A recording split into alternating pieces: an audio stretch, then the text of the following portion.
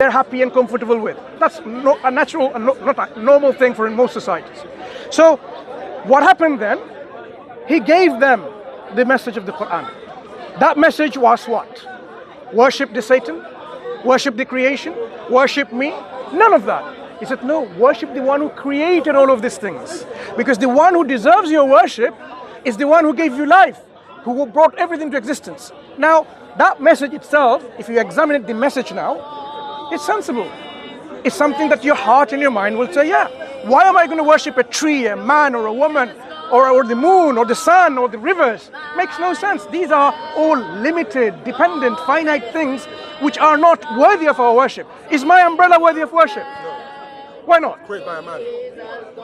Okay. Why should you worship an umbrella? But there are people who believe God can become an umbrella and still be a God. So that's what we need to start thinking about, why people believe in such a things. That's another discussion. So, coming to this point. So the message that he brought about don't worship idols or anything of the creation, but worship God, is not a message inspired by any evil things. It's a message of purity and truth. That's what you expect from a sound intellect to accept. Okay. The way he then brought the message is the second evidence that comes in now, assessing the message that he brought. Yeah.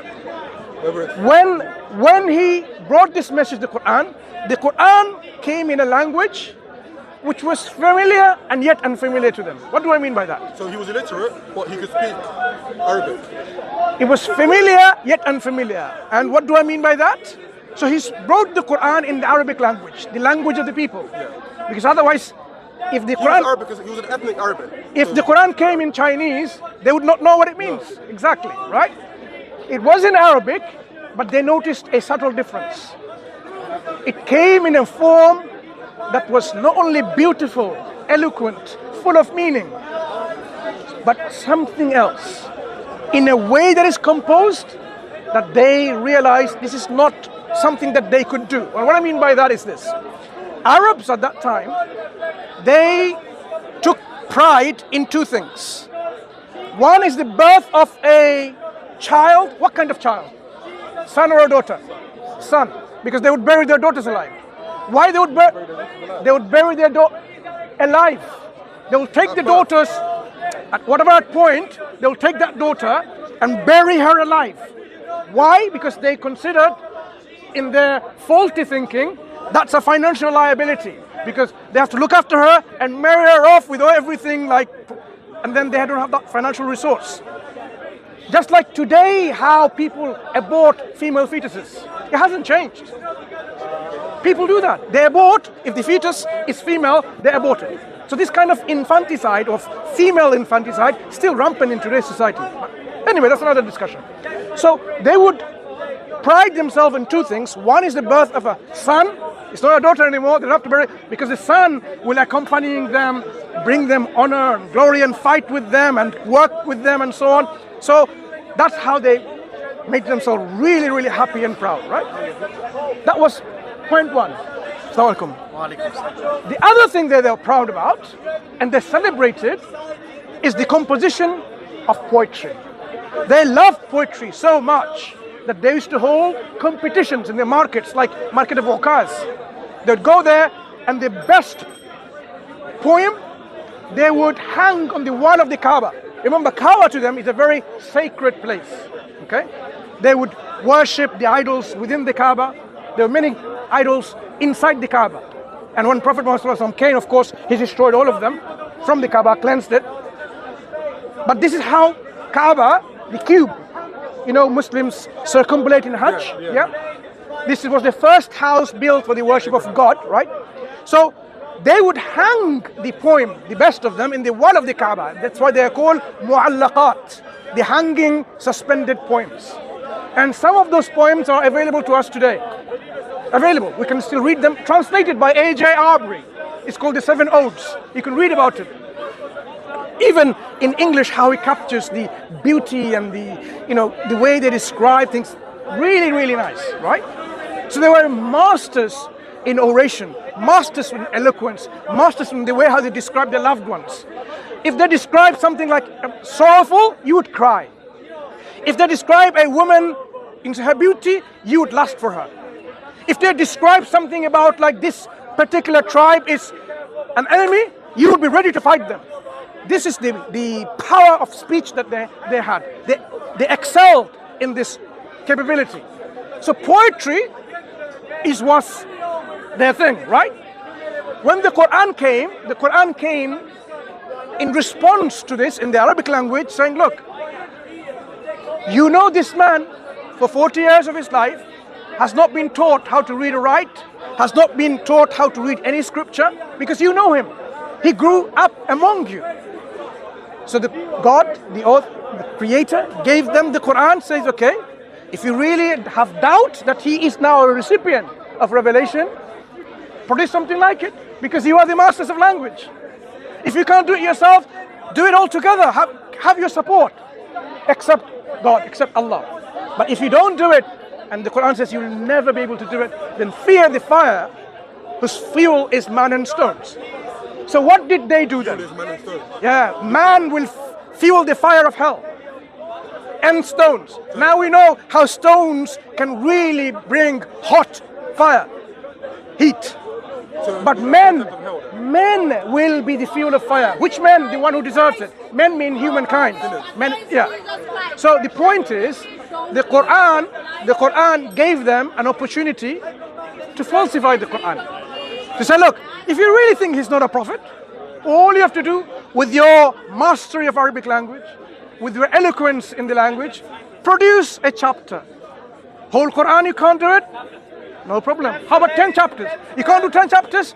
How about one chapter, one surah? And how long is one chapter? The shortest chapter is how long? About 3 lines, 4 lines. So it wouldn't be difficult for them. But did they manage to compose something like the Quran? We have historical testimony of the people saying, لَيْسَ هَذَا كَلَامُ الْبَشَرِ. This is not the sayings of a human being. It's impossible. So this tradition continued to this day, and people have written for hundreds of years the so-called attempts people are doing. Do you think people have stopped attempting? You can go in the internet, surah like it, and you will see that, oh, there you go, that's what an imitation is. But all of these attempts, they amount to naught, zero. Why? Because they don't even understand. Some of them bring Psalms 23 in English. They think, there you go, it's an imitation of the Quran. Mention that about poetry, you're saying that Islam has the best poetry in terms of beauty, in its language, in its literature. But poetry is another aspect of culture which has existed before religion. So you see poetry in other religions as well. You see it in Hinduism, in the Vedas, in the Bhagavad Gita. Poetry is everywhere. Exactly. That's not the point. So I don't get why do you make I'm explaining. Yeah. The point is the way things are composed. Like when Shakespeare wrote his sonnets, Exactly. you can be genius like Shakespeare and imitate it. When Paul, the author of many letters in the New Testament, when he wrote his letters, you know, scholars today of the New Testament, they say this letter, He didn't write that. he didn't write it, I don't but believe that. I don't believe he wrote that. I never believe that. but do you know why they say that? Why? Because it is not in the style of Paul. Paul has a particular way of writing. So when they see another writing not like him, they'll say, Paul didn't compose and author this letter. So people have own composition, way of writing. Okay? What the Quran is saying, now you've understood it. Bring something like the composition of the Quran.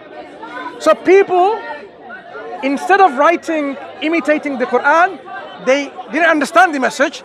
They write something in English. Total misunderstanding of the challenge of the Quran is. If I say bring an umbrella like this one, yeah? And you bring, is that like this umbrella? This umbrella is particular length, particular color, particular structure, shape and so on. This is nothing like it. This is matter and this is matter. That's not how this is similar. So you need to bring another umbrella, but what if you bring an umbrella which was all white? I would still say it's not like it, because that one is white. Yeah. So when the Quran says bring a chapter like it, you need to know how the likeness of the Quran is. And the Quran has been objectively shown of its composition, how the Quran is in its structure. This is what we call stylistics. Question. If you're saying that there's nothing like the Quran, same way you could bring the exact copy of this umbrella, there's an exact copy of this umbrella like this. Am I right or am I wrong in saying that? We didn't there's a say bring duplicate. exact, similar. Okay, but they're in the same color, weight, and everything. This You is the can- only umbrella that was ever invented. You can bring an umbrella and say this is why similar. Similar in I'm the saying that there was more than one umbrella that was created in the same way, in this pattern, this color, the same way. Yeah. So like when you to shop and bought this umbrella, Quran doesn't tell say what- bring exactly like the Quran, word for word, letter for letter, sound for I'm sound. saying. In that way, what you'll bring the same Quran. But then you could say And- scriptures before that existed before the Quran are similar in a way. No. How are they not? To give you an example, it's going to rain soon. To give you an example, when the Quran says, for example, first chapter, Alhamdulillahi Rabbil Alameen, praise, all gratitude be to Allah, the Lord of all the worlds. Hear, O Israel, your Lord, or the Lord our God is one. You know, focusing what I'm saying. Repeat. So in Arabic structure, it is such that this is way the Arabs never spoke. In any of their literature, they have prose, they have poetry, sayings of the Kahan, they don't speak like this. They never use this particular word, hamd, to praise in the beginning of a sentence with a definitive noun like alhamdu. They will say hamdan, yeah, with a indefinite article, yeah, not with a definite article, the praise. When it say Rabbul Alameen, Lord of all the Alameen, the Arabs never had in their vocabulary a word which is Alameen in a plural form of Alam, meaning world, because to them there is only one world, Alam. So how can you bring something like Alameen? It's like, did people have a vocabulary, globalization 500 years ago in English? Globalization. That wasn't a word. That wasn't a word. So when the Quran says globalization, imagine for example like that, they will say, what is this? But when the Quran in context